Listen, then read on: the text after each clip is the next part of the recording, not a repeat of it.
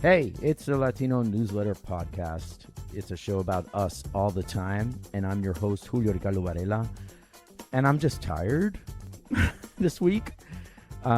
Maybe that was a low energy intro, but it has been an exhausting week already, post-election. As we all know, early Wednesday morning, the race was called for Donald Trump to be the next president of the United States. It was a pretty resounding victory. No other way to put it. This notion of a red wave that was supposed to happen in 2022 actually happened in 2024. You look at the exit polls, Latinos, particularly Latino men, did favor Trump. There's a lot there. And for a lot of people that have been asking me the last couple of days reactions, I really think the best thing you can do is go to my columns at MSNBC since like 3 years ago and just read them, because there were a lot of red flags with the Democratic Party, with Latinos, and there's a lot there. And we're going to be talking about this election for a while. And also what happened in Puerto Rico. Pro-statehood Governor Jennifer Gonzalez Colon was partially certified the winner of the gubernatorial election. Finishing second was the left-center alliance candidate who represents the Independence Party, Juan Dalmau. There was a lot of speculation that La Alianza and Dalmau would create history by becoming the first governor of Puerto Rico who favors independence for Puerto Rico. But that didn't happen, and there was a lot that went on. So for this episode, really just wanted to do a quick reaction show with someone who can speak both to Puerto Rico and the United States. And I found her because she's been contributing to the Latino Newsletter and Latino Rebels for years. An incredibly good friend of mine. One of my mentors, veteran journalist, Susanne Ramirez de Arellano, is a media professional who expanded into digital media and transmedia storytelling. She also is a published author, opinion writer, and cultural critic. She's a former news director of Univision Puerto Rico. At the time, back then, was one of the largest Hispanic television markets in the U.S. She's a grantee of the International Women's Media Foundation and a contributor to Bloomberg Opinion, NBC Think. She also contributed to CNN Opinion, The Guardian. She has a lot of pieces at Latino Rebels and also at the Latino Newsletter, The Collective Meteor, El Nuevo Dia, among others. She is one of my favorite journalists and voices when it comes to Puerto Rico, U.S. politics, the connections, trying to have a deeper conversation. Susanne Ramirez de Arellano, welcome to the Latino Newsletter podcast. Thank you, Julio.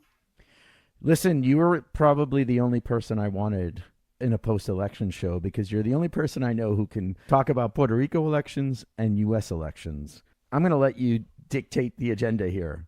Where do you want to start first, and what are your takes? Well, I mean, I think that the first thing I want to say is to all the people in Puerto Rico who believe they won, specifically the PNP, I would advise them not to gloat. What's coming now is the perfect storm, and Puerto Rico will suffer because it does not have a leadership that can contain it. Trump will not be kind to the island and to a party he has said time and again is corrupt. Fondos Federales, the backbone of Jennifer Gonzalez, who has just been elected governor of Puerto Rico by the pro-statehood PNP, the backbone of her campaign was a loss of federal funds because she claimed that the Alianza was going to take the funds away and take away the American citizenship. Well, I think that the one thing we have to realize is that with the Trump election, she has just been handed a poison chalice. Wow. The one that will probably cut the federal funds coming to the island is Trump himself. Yeah, the irony of this, because as people all know, or maybe not know, I'm sure there's plenty of stateside non-Puerto Ricans who don't know that Jennifer Gonzalez endorsed Trump in 2020 for Latinos for Trump and actually was in Milwaukee voting for Trump at the RNC in 2024 earlier this summer. And I haven't heard any indication that Trump is going to be kind to Puerto Rico. And here's Jennifer Gonzalez, who is part of Trump's party, who also issued a statement about the joke, saying it doesn't reflect the values of the GOP. I mean, you talk about the fool's chalice, whatever you said there. I said the poison chalice. The poison chalice. Thank you, my Shakespeare. Really break that down, because I don't think people understand this, and you do. So tell me more. Okay. I mean, the thing is, Jennifer Gonzalez has overpromised things she cannot deliver. She promised statehood, she promised equality, she promised federal funds. And you would think that a United States would want a Puerto Rico that's more self-sufficient, but that's another issue. And with Trump's win, what she has been handed is a poison chalice, as I said, because she will not be able to deliver on the backbone of her party and her campaign, which is a move towards statehood. Bearing in mind what Trump has done in the past to Puerto Rico, bearing in mind that he withheld aid after a catastrophic hurricane that caused the death of more than 3,000 people, bearing in mind that he never said, oh, I don't agree with Puerto Rico being called a trash island. If you elect Trump once, then you might have made a mistake. If you elect Trump twice, that means that this is who you are. And this is who the United States is in what pertains to Puerto Rico. I believe that he will cut federal funds here. I believe that you have also the increase in the tariffs. She will be faced with her own failure, because what she stands for is something that she will never be able to deliver. Her campaign of fear worked in the sense that she kept on telling people that this was democracy against communism. And I'm talking about La Alianza, specifically about the candidate, which is Juan Dalmau of the Independence Party. Let us not forget that Juan Dalmau came in second. That means that that broke the backbone of el bipartidismo. She will be governing a different Puerto Rico. She will not be governing a Puerto Rico that is entirely backing the construction of the Puerto Rico they envisioned. What we're going to see is more gentrification. I assure you that even though she came out and said that she was going to find an alternative to the Luma contract, she will not cancel that contract in the near future. We will continue to have blackouts. We will continue to have gentrification. She will not move against Act 22. And when she goes into Washington and asks for decolonization, which the status issue on the Republican platform was taken out, it was stripped, she won't have a platform to stand on to legitimize what she ran on. And that's why I say it's a poison chalice. Okay. And that's why I continue to say, be careful what you wish for. Do not gloat, because we are in the middle of a perfect storm. First hurricane, it's done. What I envision is that at some point in these 4 years, we will see a repeat of the summer that kicked out Ricky Rosselló. They have just elected the same party with the same people that built a corrupt, inefficient system.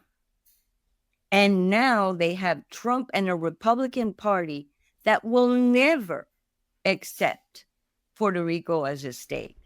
Yeah, let's break that down. First of all, I'm going to acknowledge the fact that you're quite passionate in Puerto Rican, and you're using your Puerto Rican Latina hands as you get into, this is not a video podcast, but I can feel your energy. But listen, we talked about Puerto Rico, but take me to the Puerto Rico diaspora, because that was also a big story. There was a lot of talk about Puerto Ricans coming out. They did, but they didn't necessarily all vote for Kamala Harris in places like Pennsylvania, So how do you explain that as a Puerto Rican journalist in this context of this week where everyone's just making so many takes about our community? Most of them are wrong.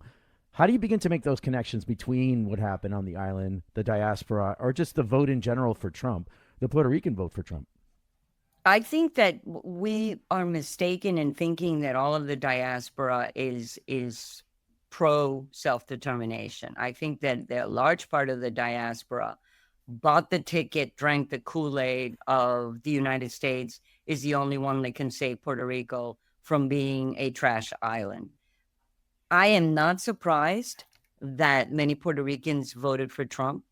I am not surprised, although I am profoundly saddened, that many Latinos voted for Trump. As you and I well know, Julio, unfortunately, Latinos love strongmen. Latinos love dictators. Latino loves authoritarianism. And sometimes when you're in the diaspora, you forget where you came from and you embrace where you are. What shocks me is that the same man that will cause undue harm to the immigrant population, we're talking about a man that has called for mass deportations. Of course, when you speak about Puerto Ricans, because we were given the American citizenship for whatever reasons, and we know what those reasons are, they think that they cannot be touched. So therefore, I can see a lot of Puerto Ricans in the diaspora voting for a government or an ideal that they believe will bring statehood to Puerto Rico. The rest of the Latinos that voted for Trump, I will tell you, this is what I go on. Latinos are used to dictators. Latinos are used to strongmen, and that's what they voted for, a strongman. And this man ran on the economy. Only I can fix the economy. As we well know, Julio, when you look at Latinos in the United States, immigration is not their first concern.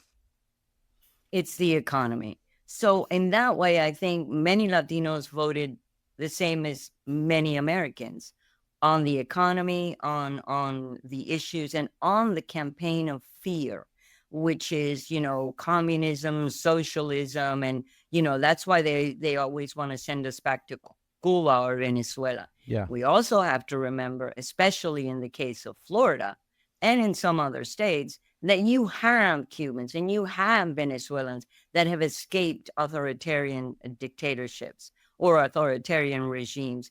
And it behooves you to understand why they would choose a man that resembles what they ran away from. But that's the only way that I can understand this.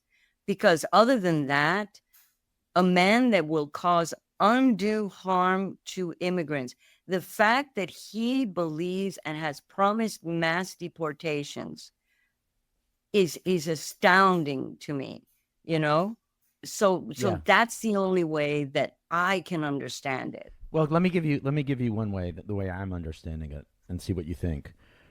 Because part of the Trump strategy all along was to create this us against them type of mentality that if you're Latino, you are part of the United States, and we're going to protect you from other Latinos who are not part of the United States. And he played into that. And I do think the issues of assimilation, second, third generation, fourth generation Latinos, particularly Puerto Ricans who might be third or fourth generation, who've never lived in the island, who've always maybe grown up in Philadelphia or anywhere else like that, that plays a role. What do you think about that strategy?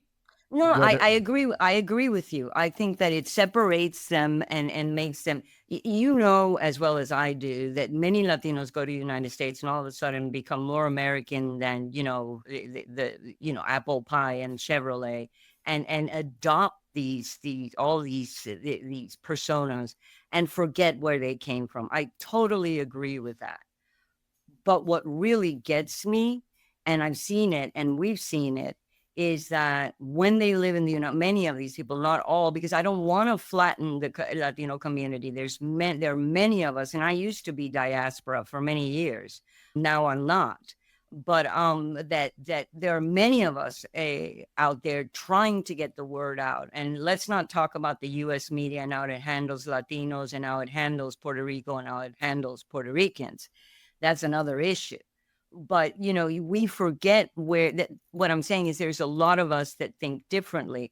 Unfortunately, those of us that don't carried this man back into the White House. I saw some percentages it was more Latino men voting. Yeah. There was just to be clear, looking at the national exit polls, Kamala Harris won Latino women, but it was all about the margins. Do you know what I'm saying? It's like everyone was saying there was going to be a 30-point gender gap. It really wasn't. It was probably like less than 20. And I think that's sort of the biggest takeaway about Latino voters in the United States. Any final thoughts about all this, men, women, Latinos? Because I do have a couple other questions I want to ask you. Other than to say that I hang my head in shame, and that I cannot believe that Latinos that voted for Trump didn't think what this would mean for other Latinos, that they would feel that they're so American that whoever comes in after them doesn't really count. It's shocking to me. It's shocking, and it makes me profoundly sad. But again, I say, in terms of Latino men voting for Trump, no me sorprende, because Latino men especially love dictators. So it's also, I'm sorry to say this, but it's also misogyny, because Latino men are not going to vote for a woman. Yeah. And that is a big factor in my mind. It's misogynistic, because, as you know, in our cultures, women's voices, and, I'm not this ultra feminist that looks at everything through that prism. But in this case, I do believe that many Latino men would not go out and vote for a woman, and a woman of color. So here we are. Like, this is just quick election reaction, tying Puerto Rico to the United States. You kind of covered both of them. We didn't talk one thing at all about the status question, and you said, good luck with that, Jennifer Gonzalez. What, during this American political coverage of everything, and especially like the last 2 weeks, because it was kind of bizarre that, at least for me, Susanne, I was talking about Puerto Rico the night of the night before the election. And that has never happened. Does this all go away? Does it disappear? Oh, absolutely. So tell me why not? And tell me what you wish could happen post-election here. Sure. I think that Puerto Rico became the flavor of the month, when after what happened at Madison Square Garden. I don't think Puerto Rico featured at all before that. And I can tell you, because as a freelance writer that writes about Puerto Rico, to get an op-ed piece or a critical piece on Puerto Rico and trying to tell them what was happening, it was almost impossible. I think that the U.S. media is profoundly ignorant about Puerto Rico and Puerto Rico's history and about Puerto Rico's people, about us. All of a sudden, you have Madison Square Garden, and we became flavor of the month, and the Democrats thought, well, this will bring us to the White House. And everybody all of a sudden was Puerto Rico, and make them a state, and I love Puerto Rico, and this, and the social media was full of it. And Bad Bunny, you have to add the Bad Bunny quotient in here, because he brings in a lot of people. But after this election, it'll go away. Puerto Rico will once again become a footnote, an asterisk in DC. And on top of that, Puerto Rico in Trump's administration will become a problem, which they have to deal with. Remember that he even went as far as to say that he would trade us for Greenland. So will it go away? Yes, it will. And how do I think the media should change? The media needs to understand who we are. The profound ignorance of what Puerto Rico is, what its history is, who its people are, where we've been, and where we believe we are going is staggering. And I can tell you this because I have worked years, and in, trying to put Puerto Rico on the front burner. After this election, everybody will throw the T-shirt out that says, I love Puerto Rico, and they'll move on to the next fad. It's already happening, Susanne, as we speak, as this podcast drops. And, I could continue all day with you, but we'll just bring you back on, and you can probably write a piece for the Latino Newsletter assessing all this, because I'll always publish you, that without doubt. Thank you. Well, I appreciate that, because now more than ever, Julio, we really need a media that talks about us, that explains us. And I'm not only talking about Puerto Rico, I'm talking about Latinos in general. I am really, really, really worried about this mass deportation. I am so concerned about it. These are human beings. These are people that have been there for a long time. And when the videos and pictures start coming out, then the American media will cry tears, but just wait for it, because it will happen. I mean, is this like the Twilight Zone? And you want to hear even something stranger? Yeah. We were watching the American elections and the Puerto Rican elections, and the woman next to me was Lucecita Benitez. You know who she is, the singer. She's like our everything. And all she could say was, we kill our own patriots. And I don't think she was talking about murder. I think she was talking about the future. What worries and concerns me here in Puerto Rico, and for Latinos in general, is what does our future look like? Susanne Ramirez de Arellano, thanks for being on the Latino Newsletter with me. Thank you, Julio. All right, so just want to thank Susanne for taking the time. She was in San Juan. I don't think I mentioned that. She actually lives in Old San Juan now. She calls Puerto Rico home. I'm sure you heard some Old San Juan sounds when we do these remote recordings, but hey, I got a little homesick because Susanne was in Old San Juan and I wasn't. I'm actually recording out of Springfield, Massachusetts, with the work that I'm doing at New England Public Media. But a lot to break down. All we wanted to do is do a show to just react. We're going to have deeper conversations moving forward. And I forgot to mention, this was episode 15. And we'll have episode 16 coming next week, which will be a real deep dive into the Latino vote. And in the meantime, the Latino Newsletter is produced and edited by me, Julio Ricardo Varela, and fellow Boricua, Joaquin Cotler. The mixing and sound design is also by Joaquin Cotler. And the music you heard is by Cast of Characters via Soundstripe. You can now donate to us at thelatinonewsletter.org and click on the donate tab, or you can donate here if you are listening to this podcast on Spotify. If you like what you heard, share this podcast, rate us wherever you get your podcasts. You can also subscribe on Spotify, Apple Podcasts, Audible, iHeartRadio, etc. We post this on YouTube. We're actually uploading the audio to Twitter because we are at Lat Newsletter and we have gotten over 1,000 followers since the election. Thank you all you new followers. And everywhere else on social media, we are at the Latino Newsletter. And you can always send me an email at julio@thelatinonewsletter.org. Like I said, we will be back next week with a Latino vote conversation. Rest up, people. It's a marathon. Peace, y'all.